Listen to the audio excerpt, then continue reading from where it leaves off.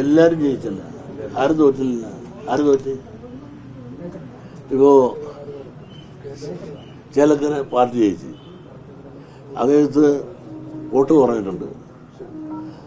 രാധാകൃഷ്ണൻ അദ്ദേഹത്തിന്റെ വോട്ട് ഇപ്പോഴത്തെ പുതിയ ആളിന് കിട്ടണമെന്ന് പറഞ്ഞാൽ കിട്ടുമോ? ഒരിക്കലും കിട്ടുകയില്ല. അതുപോലെ പാലക്കാട് BJP വോട്ട് കുറേ കിട്ടി. ശ്രീധരൻ സാറിന് ഒപ്പം വോട്ട് കിട്ടണമെന്ന് പറഞ്ഞാൽ കിട്ടുമോ? ഉപ്പിനുള്ള വെക്കുക, ഉപ്പിലിട്ടത്. ശ്രീധരൻ സാർ എവിടെ കിടക്കുന്നത്? ഇപ്പം നിന്നാൾ എവിടെ കിടക്കുന്നത്? ഒരു 10,000 വോട്ടിന് കുറവ് വന്നിട്ടില്ലേ? അത് സ്വാഭാവികമാണ്. ആളുവില്ല കല്ലുവില്ലെന്ന് നമ്മൾ പറയാറില്ലേ സാധാരണ. അപ്പം അവിടെ BJP കുറഞ്ഞുവെങ്കിൽ നിന്ന ആളിൻ്റെ കുഴപ്പം മാത്രമല്ല, പണ്ട് നിന്ന ആളാരായിരുന്നു. ഇവിടെ നിന്നു ജയിച്ചു ചേലക്കര. അദ്ദേഹത്തിന് വോട്ട് കുറഞ്ഞു എന്നൊക്കെ ആക്ഷേപം പറഞ്ഞെങ്കിലും ജയിച്ചു.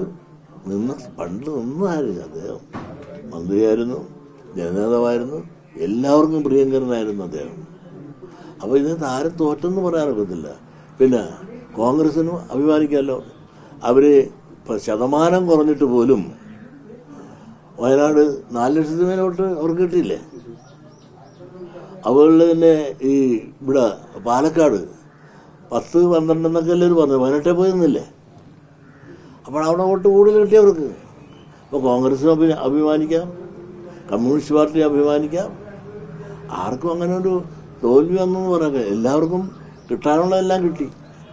പൊതുവെ ഒരു ഭരണവിരുദ്ധ വികാരം അതെങ്ങനെ ഭരണവിരുദ്ധ വികാരം ഉണ്ടെങ്കിൽ ചേലക്കര തോക്കണ്ടേ? ചേലക്കര പിന്നെയും ജയിച്ച്. അതേസമയത്ത് നിങ്ങൾ ഭരണവിരുദ്ധ വികാരമാണെങ്കിൽ പാലക്കാട് കമ്മ്യൂണിസ്റ്റ് പാർട്ടിയും BJPയും തമ്മിൽ 2000 വോട്ടിൻ്റെ വ്യത്യാസമല്ല. പണ്ട് കൂട്ടി കൂടുതൽ വോട്ട് കിട്ടിയിട്ടുണ്ട്. അതിന് ഭരണവിരുദ്ധ വികാരം എന്ന് നമുക്ക് പറയാനൊക്കത്തില്ല. പാലക്കാട് വയനാട് തെരഞ്ഞെടുപ്പ് ദിവസം ഒരു വലിയ ബോംബ് ഉണ്ടായി. അതായത് EP ജയരാജന്റെ ആത്മകഥ എന്ന രീതിയിൽ പരിപ്പുടയും ചായ ആ രീതിയിൽ പാർട്ടിക്കെതിരെയും സർക്കാരിനെതിരെയും തുറന്നടിക്കുന്നു EP ജയരാജൻ. പിന്നീട് DC ബുക്സ് തന്നെ ഇന്നലെ നടപടിയെടുത്തു. അതൊരു ഗൂഢാലോചനയാണെന്നാണ് പാർട്ടിയും സർക്കാരും പറയുന്നത്, EP ജയരാജനും പറയുന്നത്. അങ്ങനെ നോക്കി കാണുന്നു. ഇത് ഞാനിപ്പോൾ പറഞ്ഞാൽ ആളുകൾക്ക് ഇഷ്ടക്കുറവ് വരും. കാരണം ഇതൊക്കെ ഒരു അന്തർനാടകം കാണുകയില്ല ഇതിനകത്ത്.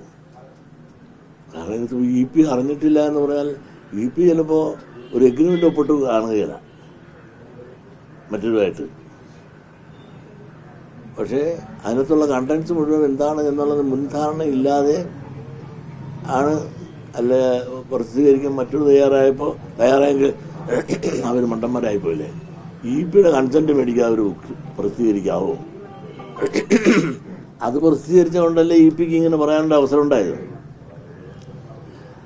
മാത്രമല്ല അത് പ്രസിദ്ധീകരിച്ച സമയം ഒരു തെറ്റായ സമയമായിപ്പോയി.